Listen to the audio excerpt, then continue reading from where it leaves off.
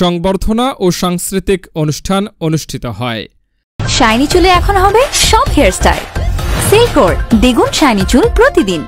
ঢাকার ধামরাই উপজেলার রাজাপুর গ্রামের কৃতি সন্তান জনাব মোহাম্মদ আওলাদ হোসেন খান বায়েজিদ মহোদয়কে গণপ্রজাতন্ত্রী বাংলাদেশ সরকারের অতিরিক্ত সচিব পদে পদোন্নতি প্রদান উপলক্ষে এক বিশেষ সংবর্ধনা ও মনোজ্ঞ সাংস্কৃতিক অনুষ্ঠানের আয়োজন করা হয়েছে।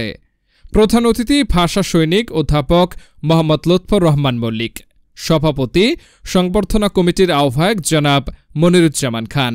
এই মহতী অনুষ্ঠানে এলাকার গণ্যমান্য ব্যক্তিবর্গ, শুভানুধ্যায়ী ও সংস্কৃতি প্রেমীদের উপস্থিতি এক অনন্য মাত্রা যোগ করবে।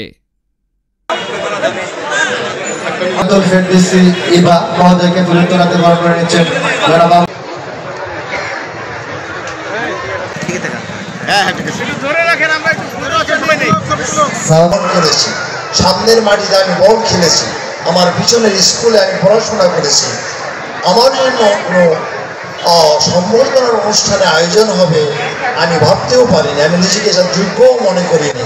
দেখেছিলাম 1975 সনে আমাদের সর্বজনীয় শ্রদ্ধেয় ডক্টর এ.আর. মল্লিক। আমার মনে হয় যার জন্ম না হলে হয়তো আমরা এতটা এগুতে পারতাম কিনা আমি জানি না। তারই অনুজ অধ্যাপক লুৎফর রহমান এবং বায়েজিদ খানের উন্নত